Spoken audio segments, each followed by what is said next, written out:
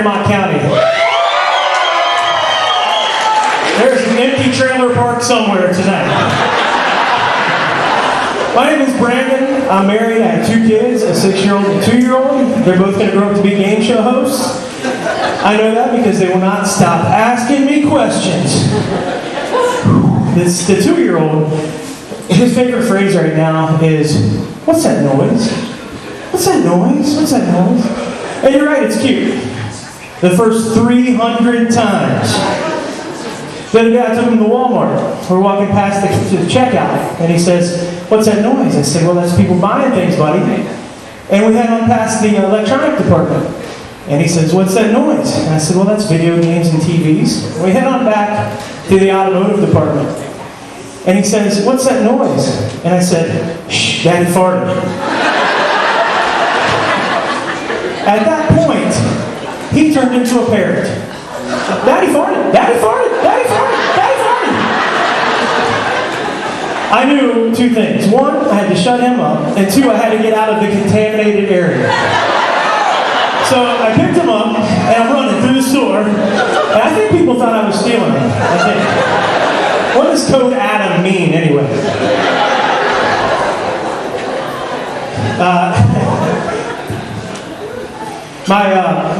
The second kid changes everything. When you have the first kid, everybody's calling, they want to watch him, it's great, you know? When you have the second kid, the babysitter pool dries up a little bit. My mom, I have to trick her to make her watch the kids, actually. I call her up and say, "Hey Mom, I was wondering, what are you doing Friday night?" And she makes up some bullshit excuse on the spur of the moment. And then I said, "Really, you can't get out of that?" She says, no, I just can't get out of that. And I'm like, wow, that's too bad, because I had front row seats for Rod Stewart and backstage passes, and I can't use them. And so, you know, I let it sink in a little bit.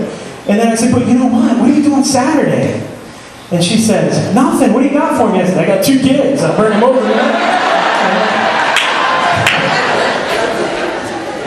And she's now turned me into what I hate the most, a telemarketer. You know? I'm calling people like a telemarketer trying to find somebody to watch my kids. And it starts like this. "Hello, may I speak with the person in charge of making the babysitting decisions in the household?" "Really, that's your wife, and she's not in?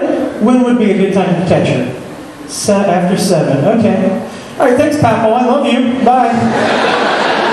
Then I go down my call list, you know, and then I call my brother. So I'm like, "Hey, how would you be interested in experiencing fatherhood without the commitment and financial burden of a real family?" No? Okay, well, perhaps this is something you should experience so you understand the importance of birth control. Click. Alright, fine. So then, back to Mom, but with a different approach this time. I call her up. "Hello, how would you like to spend some quality time with your grandkids before it's too late?" Nobody's ever gone to the grave saying they wish they hadn't spent more time with their grandkids.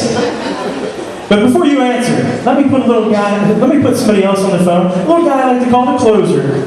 I put him on. "Hi, Grandma, I love you. I miss you. Can I come see you?"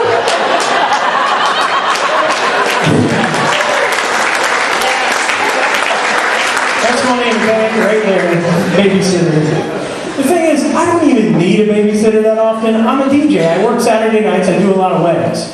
You should see the stuff that I see at weddings. The other night, I'm doing a wedding. I've got my headphones on. I've got 200 CDs around me. 2 big speakers on either side of me. And I'm mixing the next song in. I see a lady standing in front of me. I look up at her, and she says to me, "Are you the DJ?"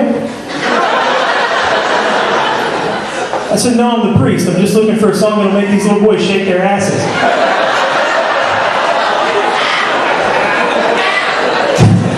She comes around behind my table. She starts going through my CDs. And she set her purse on my table, so I started going through her purse. She looks at me and she goes, "What the hell do you think you're doing?" I said, "If you're going to go through my shit, I'm going through yours, lady." And then she made a request. And ladies, let me tell you something. If you're going to make a request for the DJ, there's one sure way to get it played, and that is the little thing that we DJs like to call the booby rub. We're going to place your boobies on the DJ, you're going to rub, and you're going to ask for a song. And that song will go right to the top of the list. Unless somebody trumps you a little thing I like to call the booby flash. I will play Tupac at a Klan rally if I can see some boobies. I'll play Jesus Loves You at a bar mitzvah if I can see some boobies. Michael Jackson will be played at a preschool graduation if I can see some boobies. And you guys, do you remember when wedding dancing used to be this? Like, I love you. No, I love you. Not so much anymore. The other night, I'm at the wedding, and I look up, the bride and groom are dancing. The bride is bent over in front of him. He has her by the hair, and he's just giving her this. And he's looking at me like, this is how I do her, man. This is how I do her. I felt like a voyeur, for God's sake. And then she's smiling at me. I felt like I should have came around and joined in or something. And to make matters worse, my little brother, my little boy, the 6-year-old, he was there because it was a friend's wedding. So he comes over to me and goes, what's he doing to her, Daddy? He's pulling her hair. I said, no, he's just a really good dancer. He's a really good dancer. And my wife and I, a couple weeks later, we decided to sneak off to the bedroom for a little action, you know. And so we're in the bed, and the kids are watching SpongeBob, and everything's going great. And we're about halfway through, and all of a sudden I hear, knock on the door. What that noise? What that noise? Oh, boy. I better hurry up, you know? So, hurrying. All of a sudden the door opens. There's my 6-year-old. We dive under the covers. He comes walking up to me, and with a straight face he says, Daddy, you're not a very good dancer. You didn't even have her by the hair.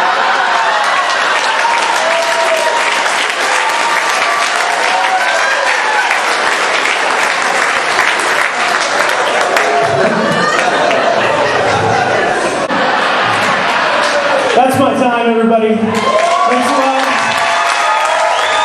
Make some noise for Mr. Brandon.